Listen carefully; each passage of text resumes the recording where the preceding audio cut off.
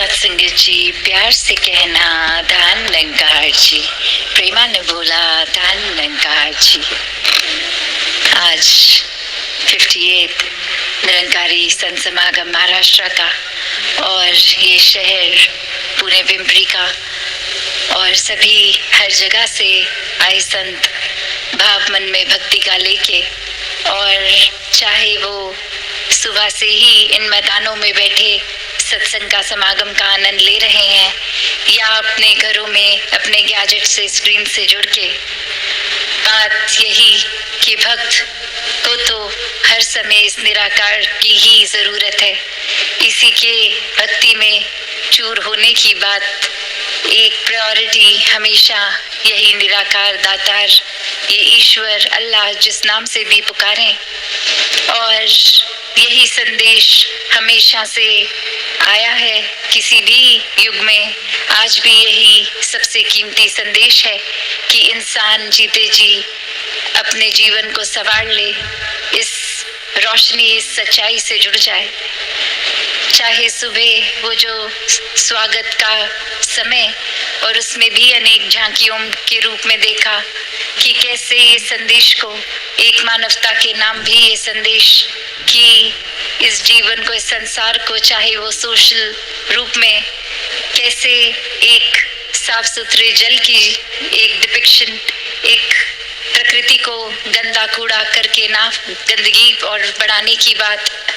या फिर अन्य रूप में पेड़ लगाकर, ऐसे एक जो हमेशा से शिक्षा की बात रही,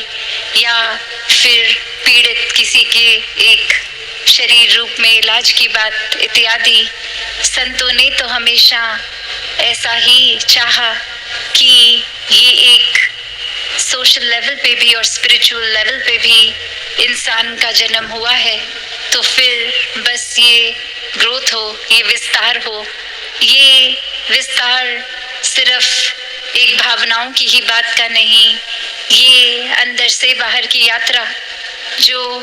फिर एक, चाहे हम इस बिंदु को ही देखें कि एक सच्चाई जो अपने जगह पे कायम दायम और कण कण में भी, और जहाँ ये एक फोकस पॉइंट भी, वहाँ इतना असीम विस्तार की ये बीइंग बाउंडलेस वाली बात कि ये कभी ना खत्म होने वाली। तो ऐसी ही सच्चाई भक्तों के हिस्से आई है। और आज भी ये जो बार बार हम अनाउंसमेंट सुन रहे थे कि जीते जी ये ब्रह्म ज्ञान की दात, इस निराकार को जान लिया जाए तो ही जीवन सफल है।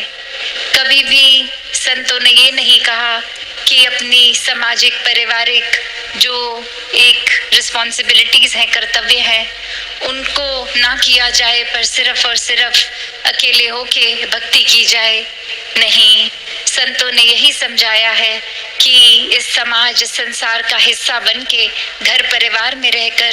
ही भक्ति की जाए। फिर वो चाहे कहीं पे भी किसी समय हम हैं, हम सड़क क्रॉस कर रहे हैं, किसी म्यूजियम में हैं, कामकाज में हैं, स्कूल में हैं, ये परमात्मा तो उतना ही हर जगह है। हर समय इसके साथ होते हुए जो भी कार्य कर रहे हैं वो किया जा सकता है। और सबसे पहले इसी को जानना है। इसी को जानकर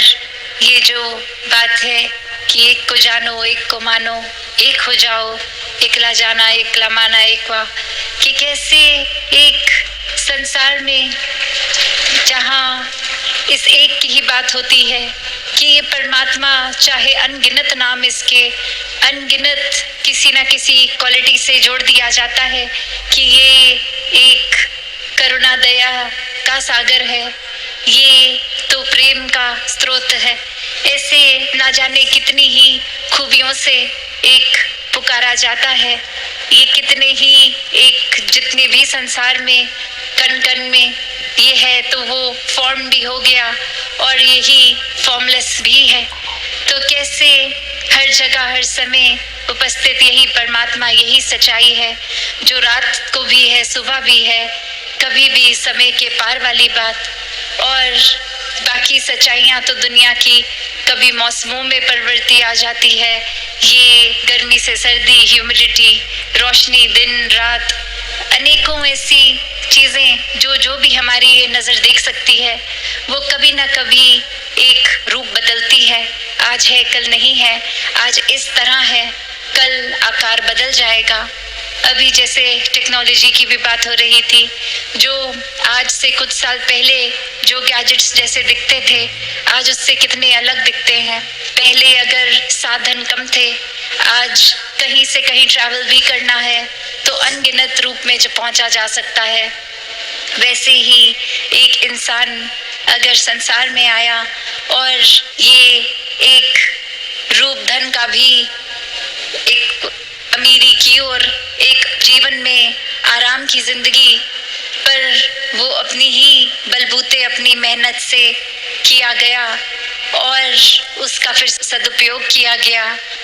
फिर वही जीवन को अगर हम ऐसे भी देखें कि किसी ने ये सारे साधन होने के बावजूद उनका इस्तेमाल तो किया पर अच्छाई के लिए नहीं, अपना भी नुकसान किया, किसी और का भी। एक उस तरह से जो परमात्मा का शुक्राना बनता है कि कुछ दिया है तो ये भले के लिए ही इस्तेमाल हो, ऐसा किया ही नहीं गया, तो फिर ये जीवन तो फिर बहुत ही एक मुबारक जीवन तो दूर की बात, ये जीवन तो जीवन कहलाने लायक ही नहीं बचा। जहाँ एक इंसान को यही समाज में रहकर ये भरपूर अपनी सुविधाओं को जहाँ यूज भी करना है उस तरह ये विस्तार है, पर ये जिन्होंने परमात्मा को मन में रखा है, हर समय याद रखा है,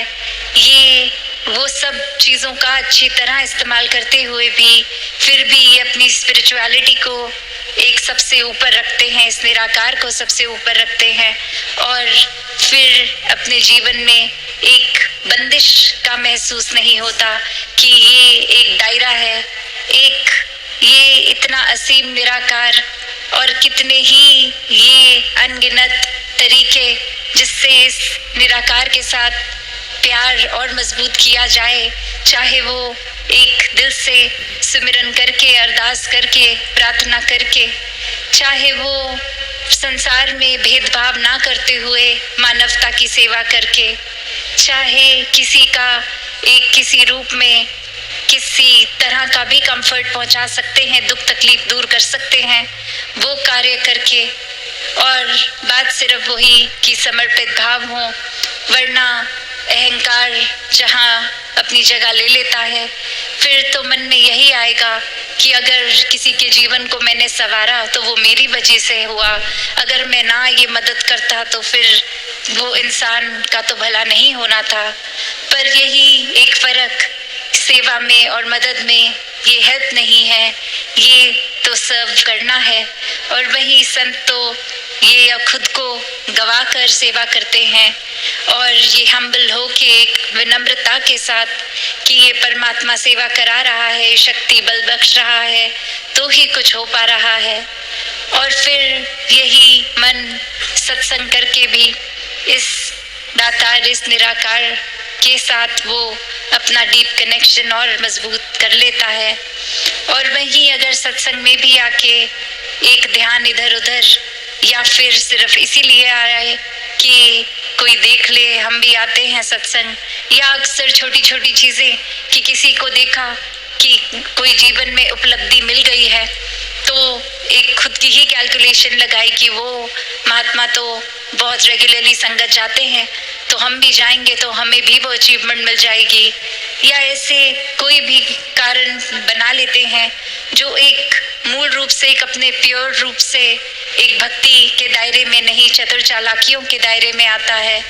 और ऐसा करना भी फिर वो सत्संग नहीं है, क्योंकि अगर यही देखें कि ये सत्य का संग है सत्संग, इसमें और कोई भाव की मिलावट आ जाए तो फिर वो सत्संग नहीं रहेगा। तो कैसे अपने जीवन में एक वही बात कि जब ये निराकार पूरा है तो फिर हमारा इस निराकार पे यकीन होना ना होना इस निराकार को पूरे से अधूरा तो बना नहीं देगा, ये तो हर जगह वैसे ही मौजूद रहेगा। एक परमात्मा में विश्वास ना करना, इससे नुकसान तो हमारा ही है। वैसे ही एक कहानी जहाँ एक गुरु और उनके अनेकों शिष्य साथ, और उसमें एक शिष्य एक दिन देखता है कि जब हमारी ये स्थापना हुई थी, ये शुरुआत हुई थी, तो जितने व्यक्ति जुड़े थे अब वो तादाद कम हो गई है, और वो जाके अपने गुरु को बताते हैं कि ये काफ़ी व्यक्ति तो कहीं और जुड़ गए हैं, हमसे टूट गए हैं। और फिर वो गुरु का कुछ रिएक्शन नहीं, किसी तरह से कुछ कहते नहीं हैं, अपनी आनंद में ही वैसे ही भक्ति में लीन। और बार बार ये बोलने पे फिर एक बार समझाते हुए कहते हैं कि जो टूट गए हैं वो तो कहीं जुड़े ही नहीं थे। तो बात वही है कि अगर कोई और वजह से कहीं पे हम जुड़ रहे हैं तो वो एक मन पहले ही अगर सत्संग में नहीं जुड़ रहा, फिर सत्संग पंडाल में बैठना या सत्संग भवन में जाना या ना जाना वो एक ही बात है। और ऐसे ही भाव इस कहानी में भी कि ये आस्था, ये विश्वास अगर है ही नहीं तो एक फिजिकली वहाँ पे होना या फिर वो एब्सेंट होना, वो तो कोई फर्क पड़ता ही नहीं है। और ऐसे ही वो समझाते हैं कि ये कोई गिनती की बात थी ही नहीं, यहाँ तो ये क्वालिटी की बात है, क्वांटिटी की है ही नहीं। और ऐसे ही वो भाव भी आते हैं जहाँ क्वालिटी भी होती है और क्वांटिटी भी होती है। ये संतों के दिल होते हैं जो ये सच्चाई को पहचान कर एक जहाँ उमड़ उमड़ के सत्संग भी आते हैं, वहाँ मन में भी एक बहुत ही प्यारे प्योर भाव होते हैं, साफ, कि बिल्कुल कोई छल कपट नहीं, सिर्फ इस निराकार के प्रति प्यार, तो निराकार की बनाई इस रचना से प्यार। और यही एकत्व भी कि इस परमात्मा से ब्रह्म ज्ञान रूपी दात के बाद जब प्यार हो गया तो फिर कोई फर्क ही नहीं है, हम स्वयं प्यार बन गए, हर जगह प्यार ही प्यार है, प्यार बांट भी रहे हैं। और वो एहसास भी नहीं है कि हम प्यार बांट रहे हैं। जिस तरह एक फूल अपनी महक बस देता ही जाता है, तो वो कोई खास एफर्ट नहीं है फूल का, वो तो उसी का गुण है, खुशबू तो वो बिखर रही है। तो बात यही कि फिर ये एक में खो के परमात्मा से मन हर एक से एक में खो गया। और ये एकत्व की बात यहाँ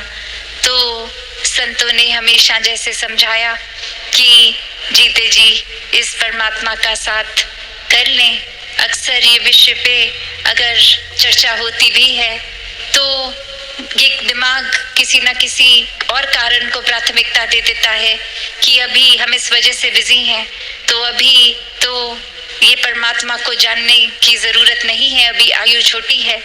तो बात वही ये जीवन के अनसर्टेनिटी की भी है कि ये श्वास तो पता नहीं कब चले जाएंगे, कोई निर्धारित उम्र ही नहीं है, तो किसी का अगला पल है नहीं, पता नहीं, तो उसी पल में इस परमात्मा को जान लिया जाए। तो ये बात कि ये परमात्मा हर जगह है, और जैसे ही ब्रह्म ज्ञान होता है तो ये उस परमात्मा से इस परमात्मा के दर्शन हो जाते हैं, क्योंकि ये हर जगह आंखों के सामने हर समय। और भक्तों सोते उठते हर समय जब आंखें बंदी हैं, सो रहे हैं, तो भी ये परमात्मा क्या ही भक्ति रूप उस तरह भी, और खाते पीते खेलते कुछ भी करते हुए ये परमात्मा ही हर समय साथ इसके एहसास में ही जीते हैं। तो ऐसा भक्ति भरा जीवन हर किसी के हिस्से आए, और हर कोई अपने जीवन में जहाँ एक जितनी भी उपलब्धियों को प्राप्त करे वो मुबारक उपलब्धियां हैं अपनी मेहनत, अपने हार्डवर्क से। पर वहीं अगर वो अचीवमेंट्स पे ही फोकस करते गए और अपनी स्पिरिचुअल ग्रोथ को इग्नोर किया, तो फिर जैसे इतिहास में काफ़ी उपलब्धियां जुड़ी हैं, एक हमारी भी जुड़ जाएगी, पर वो सिर्फ एक नाम ही बन जाएंगे। एक हमने पर्सनली कुछ गेन ही नहीं किया, जो ये इतना सुनहरा मौका था भी, जिसमें एक एक श्वास इस परमात्मा के रंग में रंग सकते थे, वो मौके को एक माया में ही उलझा के एक गवा दिया। तो हर कोई भक्ति में जीवन जिए, इस परमात्मा के दर्शन करके इसके रंग में रंग कर एक सेवा सिमरन सत्संग का सहारा लेते हुए ये निराकार को हर समय एक ध्यान में मन में बसाकर एक इसी तरह जीवन जिए जो भक्तों का रहा। और आज भी कितने इतिहास पास के भी भक्तों के नाम लिए गए और ये हम अपने जीवन में भी भक्तों को देखते हैं। तो चाहे युग और टेक्नोलॉजी बदली, ये इस तरह विस्तार तो हुआ, पर ये भाव प्यार का, प्रेमा भक्ति का वही, ये विश्वास, ये श्रद्धा, ये संतों का जीवन तब भी प्रेरणादायक था। आज भी संत उस समय भी चेतन करते थे इंसान को कि जीते जी परमात्मा को प्राप्त कर लो। आज भी संत वही कर रहे हैं। तो ये भक्ति में हमें अपना विस्तार करना है, खुद पे फोकस करके इस तरह का जीवन हर कोई जीता चला जाए। सत्संगत जी।